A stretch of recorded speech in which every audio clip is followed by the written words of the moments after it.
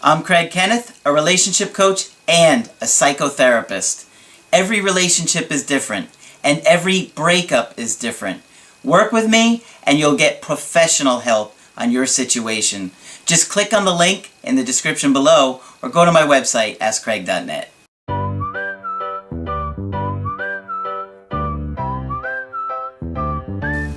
Hi there, I'm Coach Craig Kenneth, and in this video, I'm going to be talking to you about when you care too much. Well, one of the challenging aspects of being in a relationship is balancing how much you care about the other person and how much you care about yourself. Now, for those of us who have had attachment injuries and attachment trauma, we, in many cases, learned through our relationship with our parents that we had to put their needs ahead of ours. In other words, you may have constantly had to suppress what you needed out of fear that your parents would leave you or abandon you, disregard you. And it's a terrible feeling because as kids, we always want to please our parents, especially when we're very, very young. So, you kind of grow up with this mindset of being a pleaser. You're always putting the other person's needs first, and you're constantly suppressing what you need, and you become too nice. Now, I'm a nice guy. Obviously, anybody who watches my videos could tell that I'm a really caring person and that I tend to be very caring in my relationships. But what I've learned the hard way is that you have to put yourself first a lot of the time. And that doesn't mean that sometimes you put your partner first and you do things for them that they want you to do or need you to do. Obviously, you have to sacrifice and do those things. But generally, you have to also look out for yourself, because if you don't and you allow people to take advantage of you or use you, they will. And it can be a real challenge for us that have had those kind of issues where we're trying to please people. But I can tell you, people really do get turned off by that pleaser type behavior and being too nice, where you're constantly asking them what do they want to do, where do they want to go, how do they feel about things, and you're not being authentic. You have to be authentic with yourself and who you are, and not try to please people just to keep them around. And sometimes you'll find yourself feeling guilty by even having those thoughts of, oh, I want them to do this or I need them to do that. And it can be a real struggle, but you gotta be aware of it and realize, look, you gotta put yourself first. And it doesn't mean you're not a nice person to put yourself first. Sometimes you have to tell people no. Sometimes you say, no, you know what, I wish I could do that for you, but I can't because, I'll be too tired. I have something that I'm obligated to do. Whatever it is, it's okay to tell people no. And if they love you and they care about you, they're going to respect that as long as, they understand you, okay? So, I've got a really good email from somebody that I did a Skype coaching with last week. And so now we're doing an email coaching. And just to give you a little summary, this is what he had said to me in the Skype coaching form. He said, she said she was in a cycle. Now, mind you, this guy is in his early 30s and the girl is in her late 20s. And they broke up in the beginning of September here. She said she was in a cycle where she would break up with her ex-boyfriend and then go out with someone else before finishing things off. So right away we can see she's got an unhealthy pattern, and my guess right off the bat would be she's got a lot of anxiety, so she brings somebody new into the picture before she finishes off that relationship. Whether you agree with this or not, I tend to see a pattern that people that have a lot of anxiety don't have a lot of integrity a lot of times. And what I mean by that is I will see that when someone tends to be anxious, they'll be more likely to line somebody up and before they move on with ending their relationship. Like I say, in other words, the phrase that I use, a man never throws away his only pair of shoes, kind of along those lines right there. So now she feels that she is in love with her ex. Alright, so we've got a very confused girl here. Now, they've been dating for only like 5 months or so, and she's back and forth with the ex. She's going through these unhealthy patterns. Already, these are massive red flags. You cannot overlook these things. She told me she wants to be in no relationship while she works on her issues, but she has no interest in going back to him. I think she started feeling this way because I started acting anxious and insecure about a month ago. She said she would like to keep me in her life as a friend because I'm an amazing person. You're so amazing that she just has to break up with you. She can't tolerate somebody that's as amazing as you are. It's got to be the only reason. By the way, she lives in another state. Okay, so that was from the Skype coaching. He sent me a little bit of info there. And now we're going to get into his email coaching, which was only about a week later.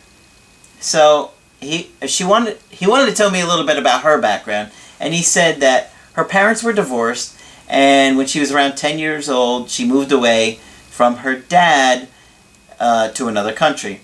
Her mom is religious, and she tells her white lies. So we know this girl's a liar too.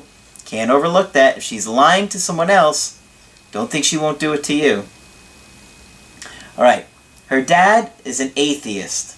She loves him. Okay, well that's good. I don't know what being an atheist has to do with it, but she loves her dad. Great. Alright, so she said that she's constantly in a pattern where she keeps thinking about her ex. Not a good sign. She's obviously not over him. And what do I tell you guys?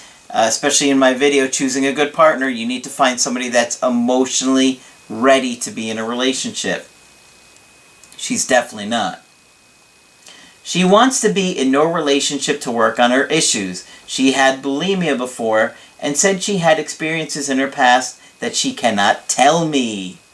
Another red flag for me, and I would definitely suspect some kind of sexual abuse, and some other stuff is also possible, of course, but not good signs for somebody that's looking to get into a relationship.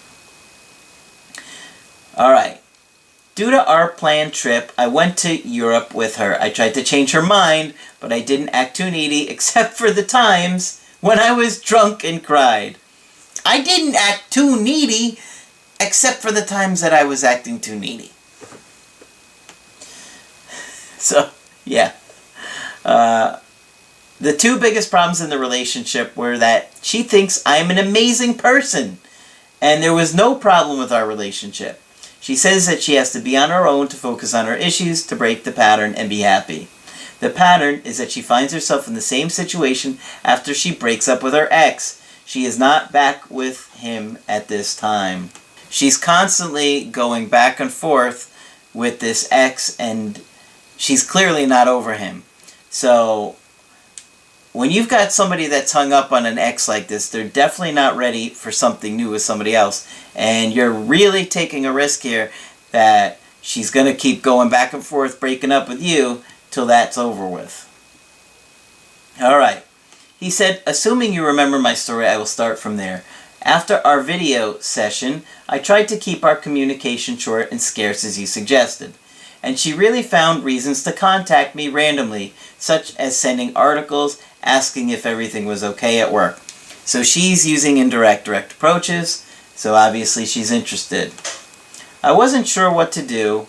It was clear that she started to miss me, but I didn't want to make myself too available. However, she logged into an instant messenger where she would just use it to communicate with me. With that, we started talking pretty much all day for 2 days. Now, you're making yourself too available for her there, and you really don't want to do that. You're getting back into an old pattern of communication with her, and I think it's going to wind up putting yourself on friend zone. And I feel like I was getting drawn into the friend zone faster. What did I just say? Since we already decided to talk about things on Friday in regards to how each other's therapy session was going, we FaceTimed. At first I was being fun and friendly and making her laugh, but then she kept saying, "I thought you were going to tell me how your session went with your therapist." I said, "The therapist does not know anything, so I made my own decision, and my decision is that it is better if we don't talk. I feel like I am not being honest with you or myself when I act like a friend, while what I want for you is more than that. You know I love you, and I want that connection and nothing less. If you're not able to give that to me now, it's better if we don't talk." Well, that was a hard decision for you to make, but obviously you don't want to be just her friend, and you told her how you felt. You told her you're not wanting to be just friends, and I probably would have said those same things, and not to be a jerk, because I know he feels bad about our issues, but you're going to torture yourself because you're not really going to be able to move on when you really like this person. You're constantly talking to him. You know there's an ex in the background. That's just going to make you nuts. Constantly thinking about him. Is she talking to him? Because the ex is still in the picture, trying to get her back. You're not going to be happy here. You're going to be tortured thinking about this situation day and night. Oh man, is she talking to him? Is she not talking to him? Because they're out of state. They're in different states. I just don't think this is a good situation for you. The only thing that makes me feel bad is that she had bulimia before, and she went through things that she cannot tell me just yet. And that sucks. It really does. And she's getting help for it, which is great. But you are not her therapist, and you don't want to try and be her therapist. You want to be her partner or her boyfriend, which she's not ready for, and so you need somebody who will be. If you stay in this situation, I'm telling you, you're just going to torture you. I really feel like she needs time to work on herself, and she really does not want to get back with her ex today. Who knows what it'll be tomorrow. She also said if she wanted to, she could just call him right now. He is ready to be with her again. Oh, that's got to make you feel great, knowing that at any second, she could go back to the guy who she's still hung up on because he still wants her. Who wants to sit there and think about that? That's just going to make you miserable. She said she wants to work on herself and fix her issues. She swore that this had nothing to do with me. And that may be true, but is this going to work for you? I don't think so. I think you're going to be miserable. I feel like I'm not being a good person by refusing to talk to her, but I also don't want to be just a friend. So don't be. You're not being a bad person. You told her you want a romantic relationship, and if you settle for that, that's what you're going to get. Then next thing you'll know, she'll be telling you she's going out on dates and talking to her ex again, and you'll be going crazy. Since I have already told her I don't want to talk, I am torn right now and I don't know what to do. I feel like if I was there to talk to her, she wouldn't feel lonely to talk to other people or maybe her ex. Please tell me what to do! Exclamation point. Bing. Should I tell her I'm okay to talk to her for her sake and try to be exclusive, or is it too late and I should just start no contact? Also, she will contact me for some things such as returning my items, money that she owes me. How should I handle that? I really want her back. She thinks I'm an amazing person, but I need her to want me romantically. Well, obviously she's not in any kind of state to date anybody at this point. She's probably got some trauma. She's got probably a lot of anxiety and some other issues going on that really have to get worked through. Knowing that the sex is in the background is just going to make you crazy. You're just going to keep thinking about him. What does he want? Is he reaching out? Is she changing her mind about him? and that's not going to be healthy for you. You're not going to be happy. It's a long distance situation. You can't even see her.